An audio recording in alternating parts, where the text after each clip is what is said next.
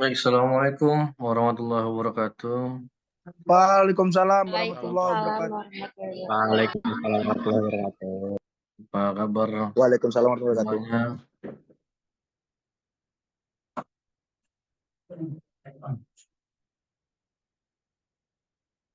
Apa kabar semuanya, sehat?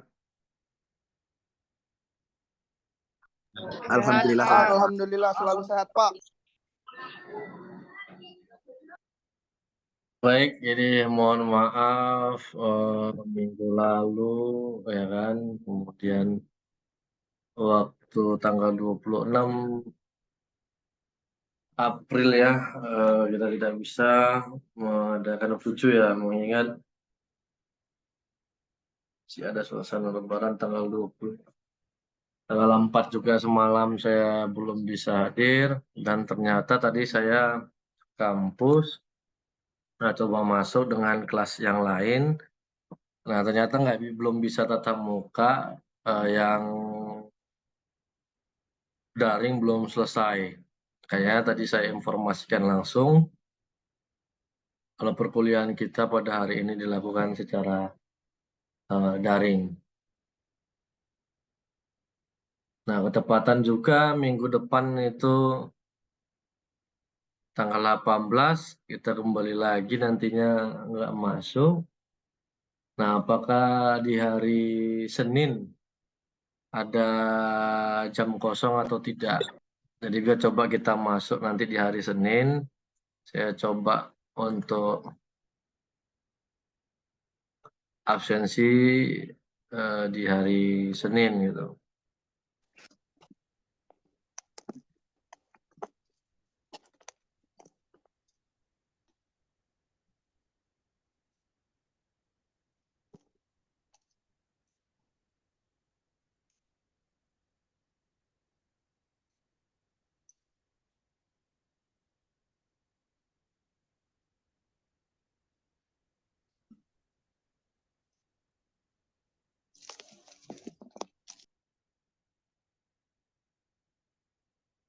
Nah, bagaimana, apakah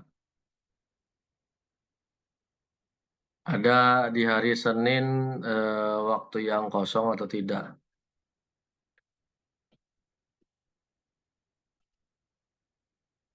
Nggak ada, Pak. Full ya? Senin kami full, Pak. Hmm, Hari Selasa, Pak. Selasa jam berapa? Pagi. Selasa jam 9.30 atau 9.40 itu.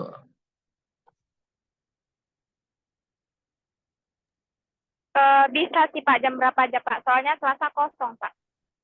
Nah, boleh kalau gitu di hari Selasa yang jam 9.40 ya, karena saya jam 11-nya ada juga kelas ganti di hari yang sama, sehingga biar langsung 2 mata kuliah di hari Selasa nanti saya masuk.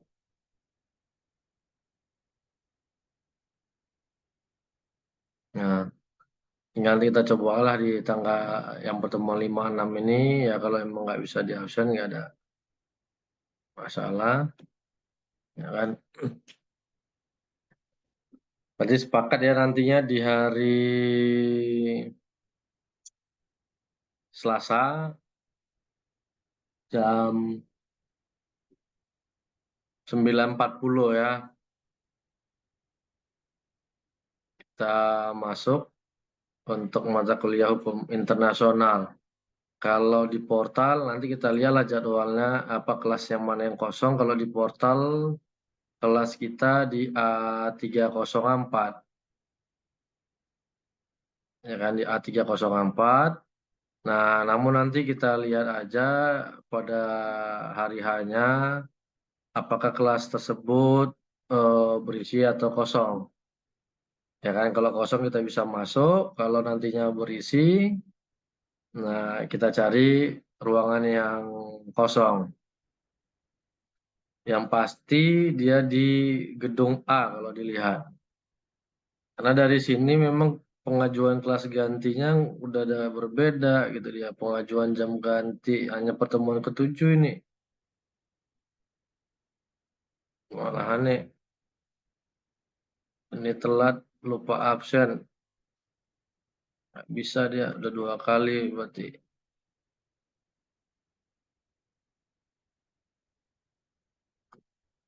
Ya, kelas yang tertinggal kita. Tanggal 4, tanggal 11 hari ini seharusnya berarti dua yang tertinggal. Nah, kita coba aja nanti 9.40 hari Selasa kita masuk. Namun, ya kan, kita lihat nanti kelas yang kosong. Mudah-mudahan ada untuk kita bisa ganti kelas. Baik, jadi nanti kita atur lagi ketika ada kelas yang lain yang masih tertinggal. Jadi ada 2 pertemuan yang harus kita ganti nantinya. Nah, nanti kalau kita masuk di tanggal 15, tanggal 16, berarti tinggal 1 lagi, tapi kena ya di tanggal 18, ya kan?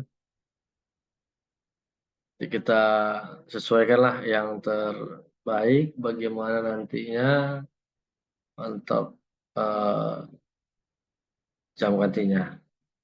Nah, mungkin saat ini saudara ada yang posisi di kampus, ada yang lagi di tempat kerjanya. Nah, mudah-mudahan nanti di hari Selasa kita bisa bertemu. Baik, jadi kita lanjutkan kembali untuk materi kita hukum internasional.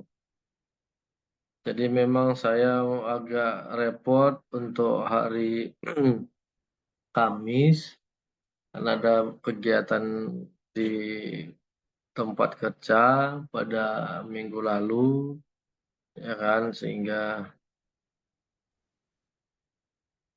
tidak bisa untuk membuka kelas.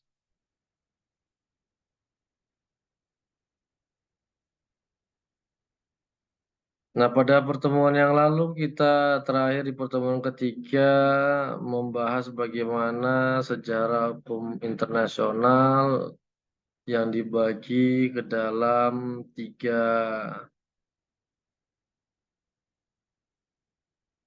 tahapan.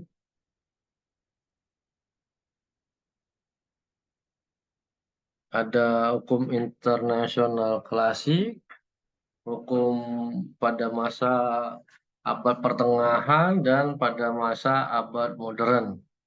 Jadi pada masa hukum internasional klasik yang dimulai dari India kuno yang kemudian berlanjut hingga masa Romawi kuno.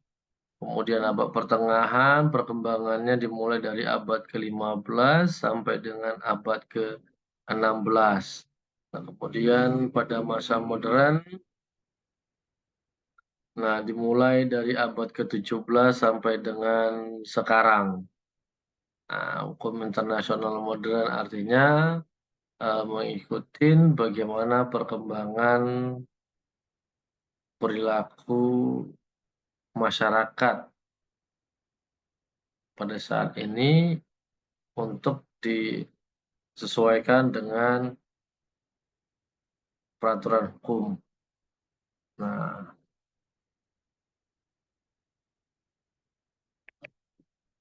jadi pada masa internasional yang klasik,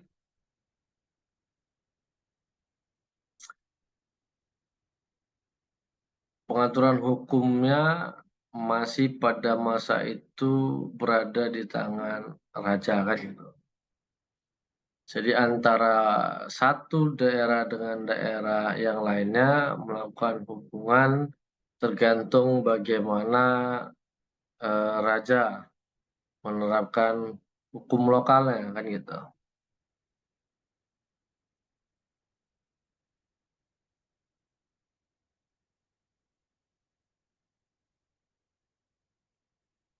Nah,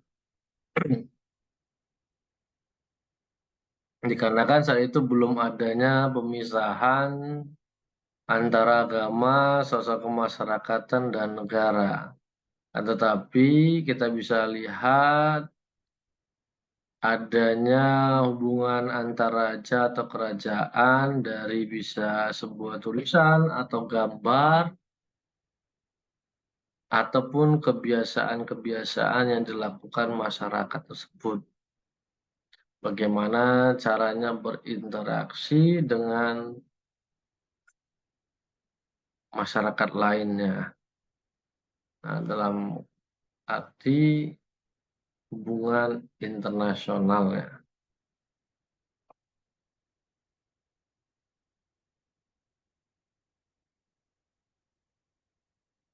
Nah, di dalam juga hukum internasional klasik sudah mulai memperkenalkan nilai-nilai etika dalam proses pembelajaran untuk, nah kategorinya adalah untuk kelompok-kelompok berkuasa.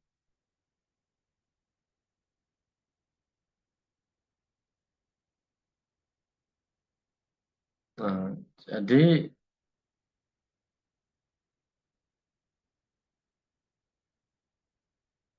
masyarakat biasa pada masa klasik itu tidak bisa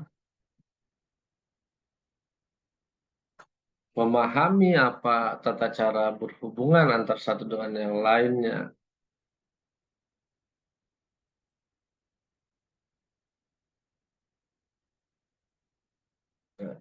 Etika-etika itu hanya berada di lingkungan kelompok tertentu ya, seperti di lingkungan kerajaan dan sebagainya kan gitu. Nah, pada masa itu juga ada muncul hukum intermunisipal, yaitu mengenai kebiasaan yang berlaku dalam hubungan antar negara, mengenai utusan, pernyataan perang, dan perbudakan tawanan perang. Jadi muncul hukum intermunisipal di dalam masa hukum klasik. Nah, hal ini menimbulkan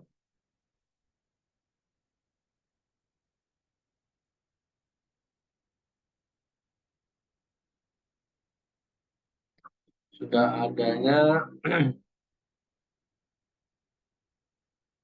pengaturan di dalam sistem keamanan di setiap negara.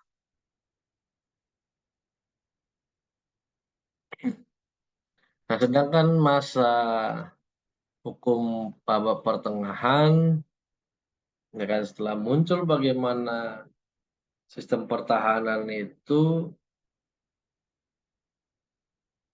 terjadilah juga beberapa, kalau kita lihat ya, abad 16-17 terjadinya pemberontakan atau sebagainya.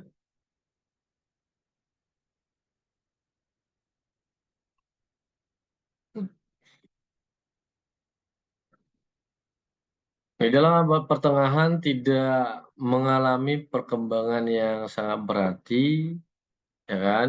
Karena adanya pada masa itu eh, apa namanya, pengaruh daripada ajaran gereja, ya kan? Nah, pada Vatikan lah katakan demikian, yang pada masa itu pemberontakan ini terjadi, revolusi gereja salah satunya adalah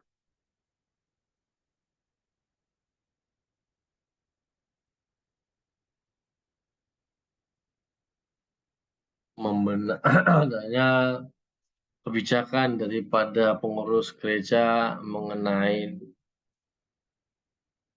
hal-hal yang wajib dilakukan oleh jemaatnya dan tidak boleh dilakukan oleh jemaatnya. Nah, ini menimbulkan terjadinya perperangan pada masa itu.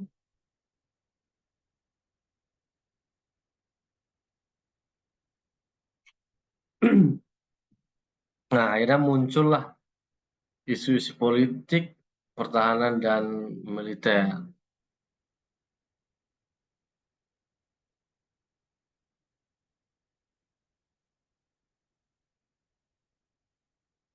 Nah, akhirnya pada masa itu hukum mengambil alih wilayah berkaitan dengan eksplorasi Eropa terhadap benua Afrika dan Amerika.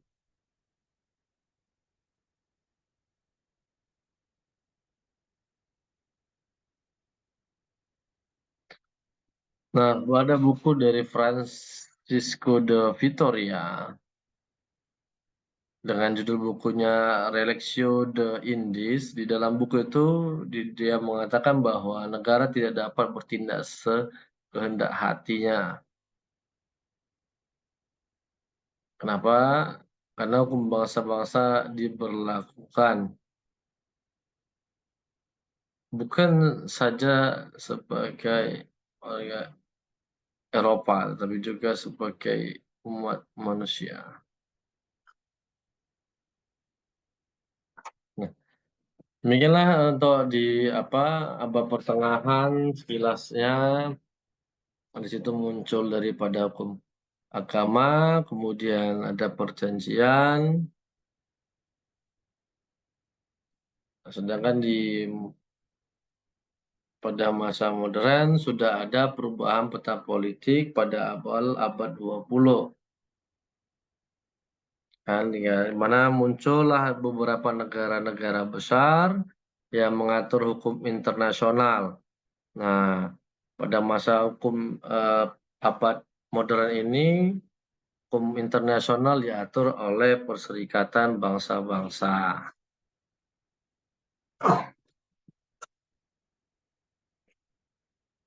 Nah, kemudian muncul kemajuan teknologi, ya kan, yang semakin berkembang dan semakin beragam.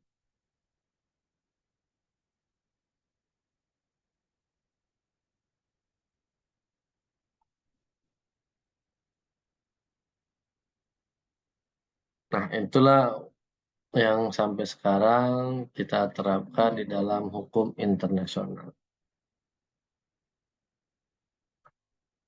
Nah, di dalam hukum internasional ada klasifikasi, yaitu hukum internasional publik dan hukum internasional perdata.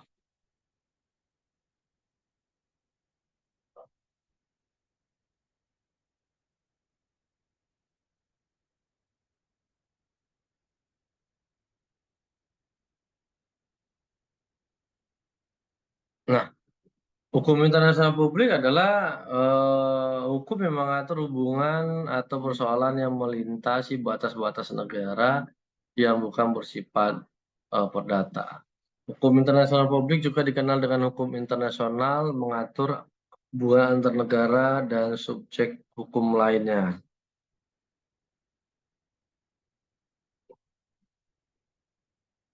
Nah, artinya bahwa dalam hubungan yang diadakan antar negara, sama hubungan bilateral maupun multilateral, maka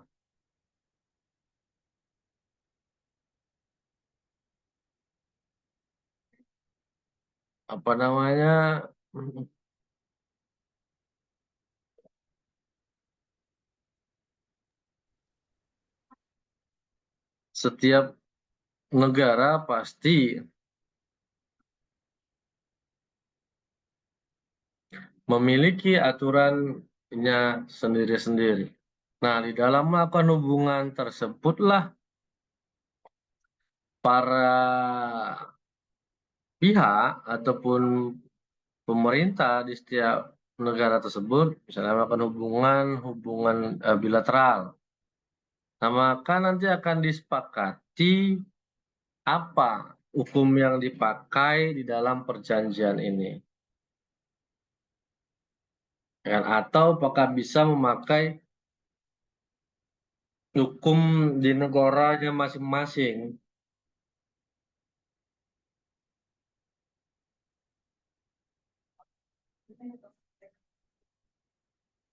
ya kan? Nah, seperti traktat ketika ingin dipakai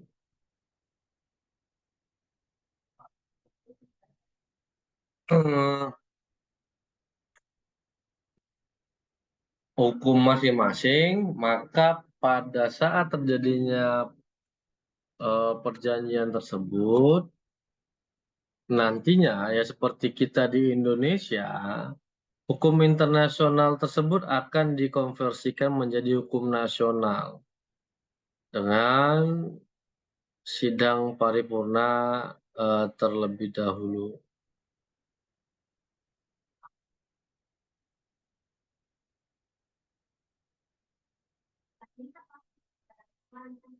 Nah, kan gitu dia. Nah, jadi kalau di negara kita hukum internasional publik itu akan nanti dirubah dia menjadi hukum nasional, dia pengesahan, dia Undang-Undang Nomor sekian tahun sekian tentang pengesahan perjanjian.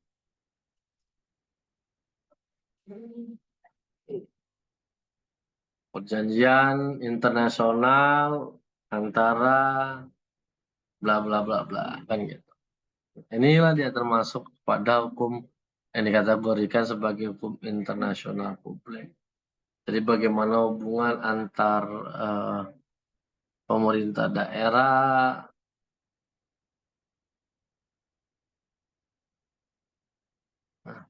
ataupun pejabat lainnya. Nah, jadi tergantung dari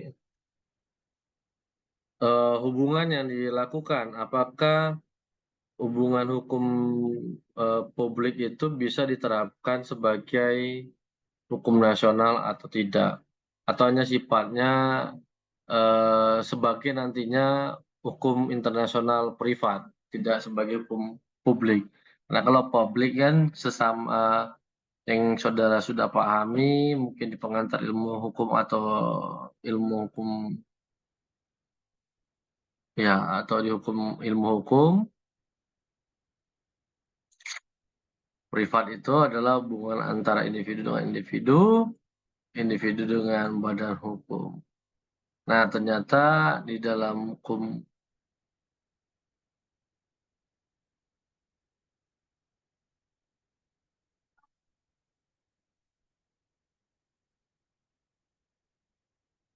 apa tadi yang perdata, nah hanya sifatnya individu individu, sedangkan publik antara penguasa dengan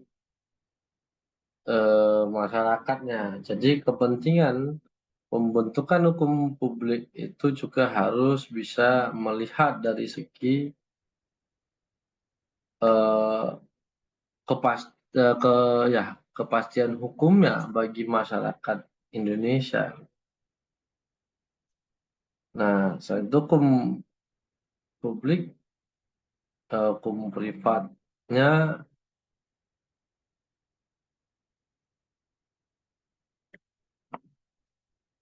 hanya untuk mengatur bagaimana subjek hukum itu menjalani hukum yang telah ditetapkan bersama.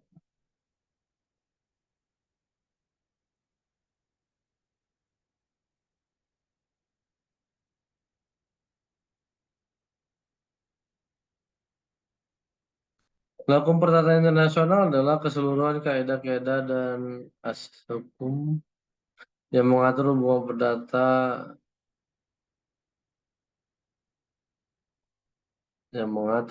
perdata antara pelaku-pelaku hukum yang masing-masing induk pada hukum perdata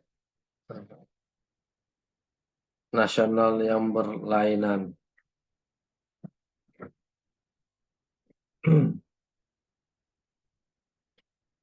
Nanti 10 menit lagi berakhir, kalau nanti kita masuk untuk absensi.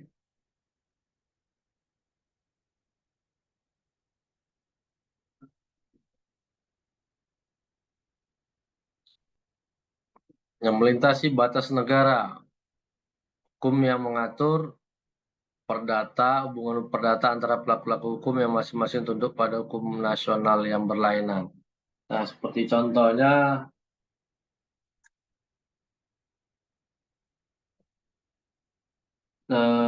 perjanjian jual beli misalnya secara e-commerce. Nah, ketentuan hukum yang mana yang mau diterapkan kan gitu. Nah, inilah dia hukum internasional ini hadir untuk mengatur keperdataan daripada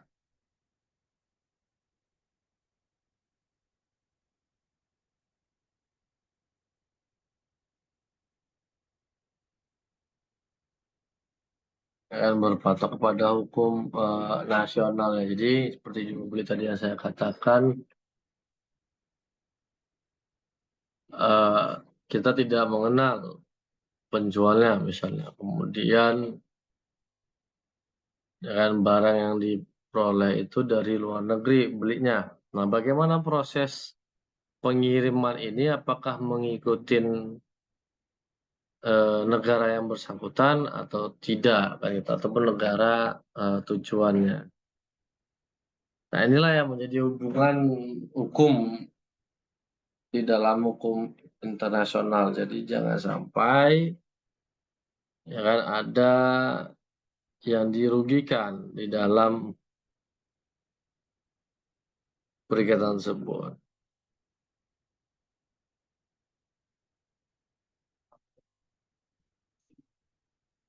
Seperti itu dia.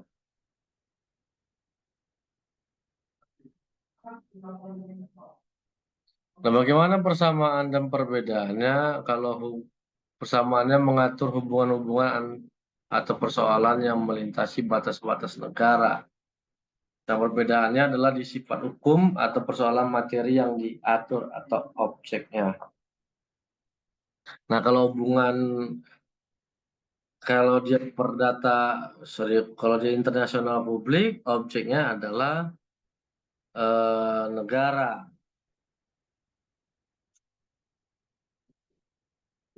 Jadi subjeknya adalah antar negara, objeknya adalah bisa perjanjian bilateral, ya kan, bisa penerapan hukum internasional bagi seluruh negara-negara yang ada.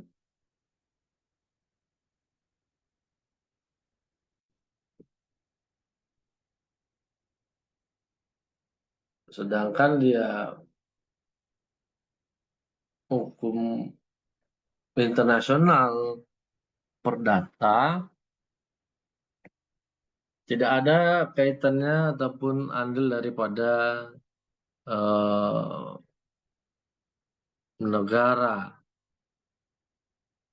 untuk menentukan bagaimana subjeknya tepat apa tidak kan gitu. Nah, sama seperti hukum perdata apa tadi, hukum perkembangan hukum internasional pada masa modern, ya kan, di mana pada masa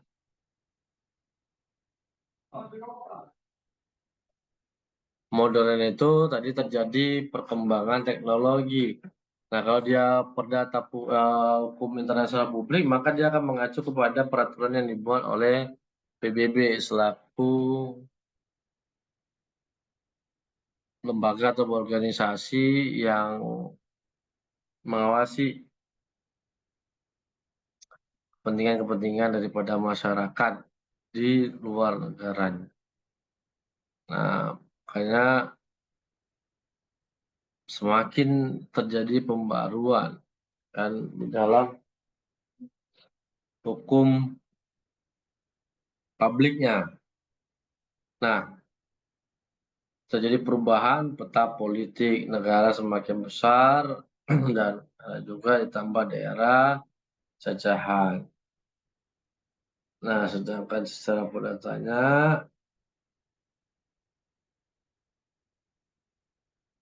ada kemajuan teknologi kan gitu, hubungan yang dilakukan oleh individu dengan individu tadi, mereka menghasilkan walaupun berbeda negara, tapi berhasil menciptakan beberapa inovasi misalnya kan.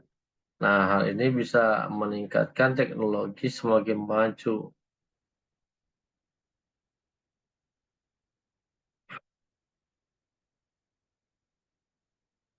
Nah, seperti itu. Baik, sampai di sini apakah ada dulu yang didiskusikan? Tinggal waktu di layar saya lebih kurang 5 menit. Saya berjalan, silakan nanti atau ada yang mau diskusikan apakah mengenai tugasnya, izin saya minum dulu ya. Soal yang lain. Jadi, mohon maaf apabila proses pembelajaran tidak maksimal saya sampaikan materinya dan nanti coba bisa cari referensi buku hukum internasional bisa nanti sebagai bahan bacaan kita di dalam mata kuliah ini.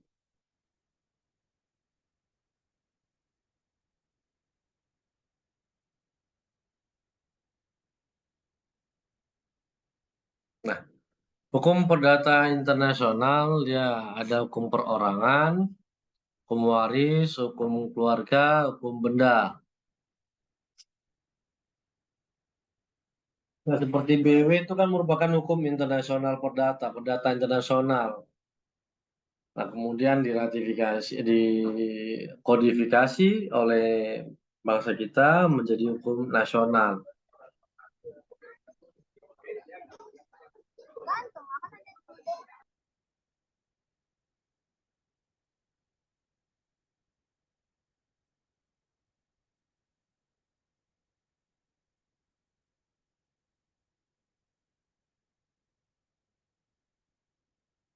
Nah, sedangkan hukum internasional publik ada humaniter, ada hukum laut, ada hukum diplomatik,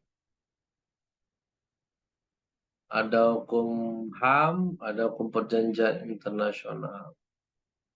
Nah, kalau perdata internasional hanya berkaitan dengan masalah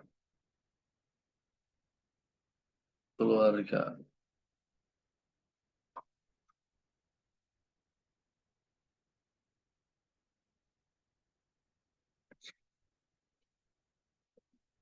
Nah, hukum waris kan ada juga apa namanya?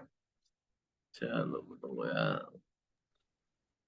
Kependudukan ada ius soli dan ada ius sanguinis kan gitu. Nah, dalam hal penetapan misalnya hukum waris bisa melihat dari dua jenis kependudukan.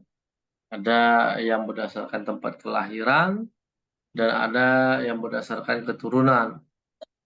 Ya, karena dia lahir di mana, maka hukum tempat lahirnya yang berlaku pada dirinya. Nah, demikian juga ada yang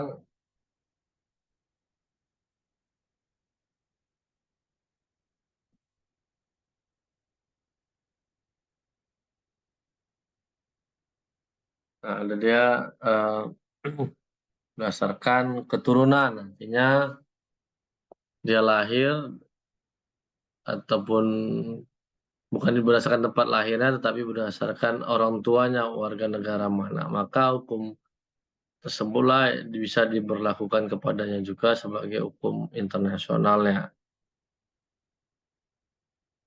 Ya, seperti Barack Obama walaupun dia pernah di Indonesia, tetapi